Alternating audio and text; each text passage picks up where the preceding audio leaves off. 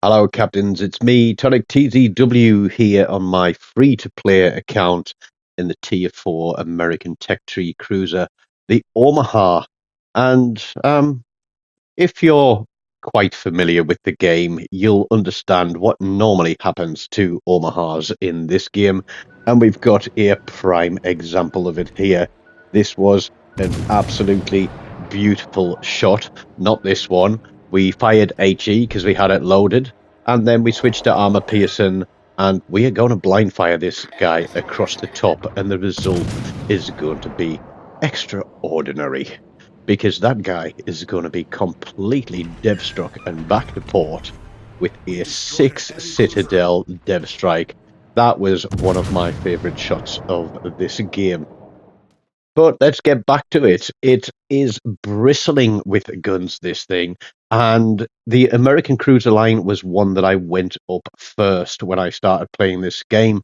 I've only got a few commanders in here. We're running Norman Scott, and we've got a little bit of extra range and a little bit of extra turret traverse and reduced reload on this one. But that skill there, armed and ready, is a survivability skill, because when you're in an Omaha, you want to know how many ships are looking at you, because that way you can try to avoid the incoming fire. There are going to be some ships shooting at me in this one, but we're going to play clever, because with a free-to-play account, I'm not spending any money on it. It is nearly all Tech Tree ships, apart from where I've been lucky and gotten some premium ships out of free crates. We don't have a lot of doubloons on there. What we do have is things that we've earned from events or from working through campaigns where there have been doubloon rewards.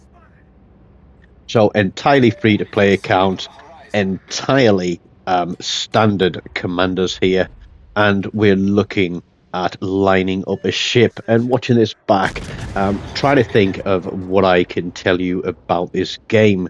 So here, before we open fire, we make sure that we're already into our turn for the position, and we've got the battleship between us and the Congo out there, and we are now going to kite away and just get these guns onto him. Smoke screen there in the center of the map, so there's obviously a destroyer out there, and what we're looking for is trying to get another fire on this guy, because he's just damage controlled a single fire very, very early in the game, but he's out of range now.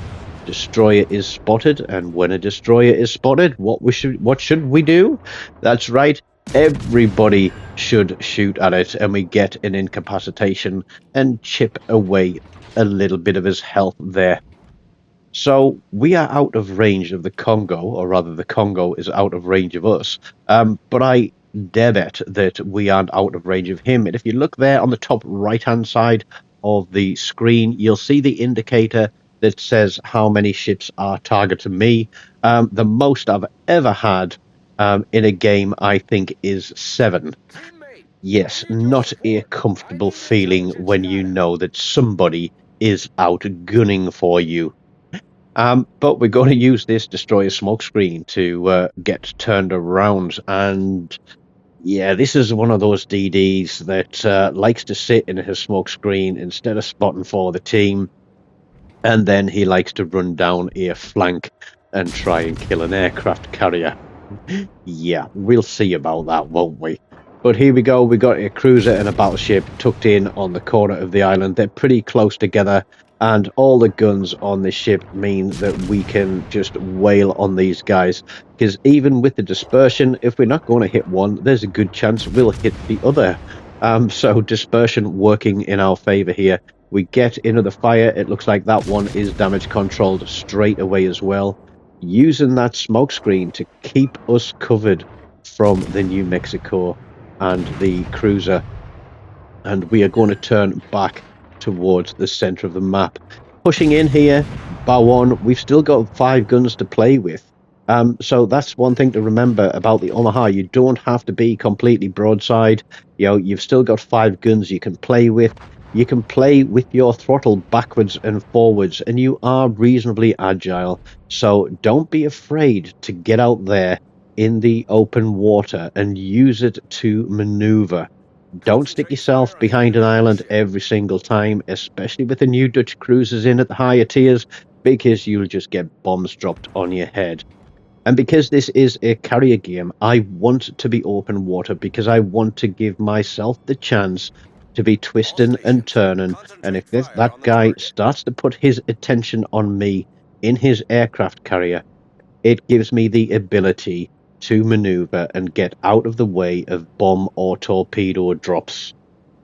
So, early days in the game, if you're playing this ship at tier 4, it's a good chance to learn some skills. A few little tips and tricks. I always try to teach a little something in my videos, and here their guns are going to be looking towards the destroyer and the battleship that are in the center, which means that I can put my guns across to them and they can't get their turrets traversed quick enough and onto me. But there we go, shot across the top again. We're spotted by the planes. We're probably going to kill some seagulls with that salvo. There is the aircraft carrier at the back, and the battleship is in the middle. So I've got to be wary of this battleship. But it looks like the guys there are taking care of business. The destroyer is running down the flank, and there is... What's that? Is that the Hatsuharu? No. Is it the Hatsuharu? No, it's the Matsuki. Sorry, there's a Hatsuharu and a Matsuki in here. And as I said, when destroyers are spotted, we shoot at them. Everybody should be shooting at them. Even if you're not hitting them, they're going to change their mind about pushing hard. But here we go. This guy sailing broadside across the center of the map. There is the Hatsuharu. And again, he's out range.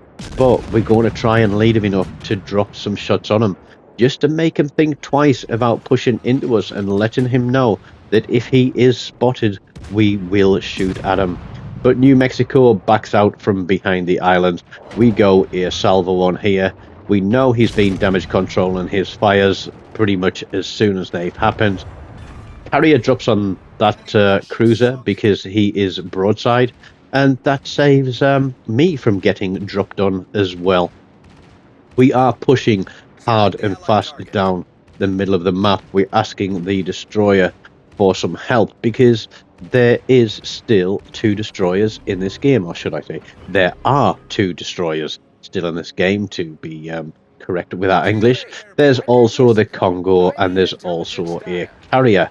And there we go, we take a shot from the Congo, and now we're going to do him a little favor, and we are going to start trying to light him on fire. He's down to about 50% of his hit points. We go and bow in. This guy can probably citadel us through the front. And at this point in the game, I'm just thinking, okay, we look like we've pretty much got it won. But, you know, we should never sort of guarantee ourselves a win. And we try to get air fire on the carrier in between salvos on this Congo. And closing him down. Pushing in, closing him down. My sonar is running because I know I've got a destroyer on my left-hand side, and there he is. It's the Hatsuharu. He gets brave shooting at me, thinking that he's far enough away from me to not take any damage. But that's not the case, mister, and I am going to put a few salvos at you and drop you down a few more hit points. Attention back to the Congo, who has now turned broadside to put all his guns on. I stupidly damage control a single turret out there, and why, I don't know. But whether or not this guy forgot that I had torpedoes, I don't know. But I know I've got around 30 seconds before he reloads, so we're just going to try and, as the Vietnamese used to do during the Vietnam War, take him by the belt, get so close that if he fires all his guns, there's a good chance they'll all go past me, but he's not going to get a reload in because he's going to go out to the torpedoes, which leaves the Serov at our mercy. Now, Red Team's destroyer has pushed all the way through, and you'll notice that our destroyers have basically both pulled a flank, or one kind of came through center left, and the other guy has pushed all the way down. And I think they were both after an aircraft carrier kill. And I know this isn't been the most amazing game for as well, there we go, straight through, missed all the bombs. It's not been the most amazing game. But it just goes to show that you don't have to be dead in an Omaha in the first 2 minutes of the game.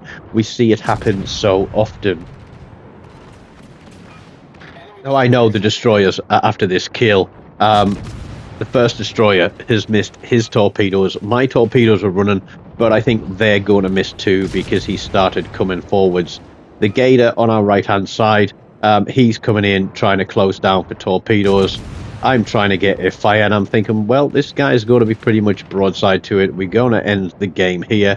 And as we pull the trigger, we're looking at the torpedoes, thinking the DD's got the kill, but no, we pick it up and a high caliber to end the game. 3 kills, 1 assist, 91,500 damage there with the high caliber on a free-to-play account with a tech tree ship and standard commanders.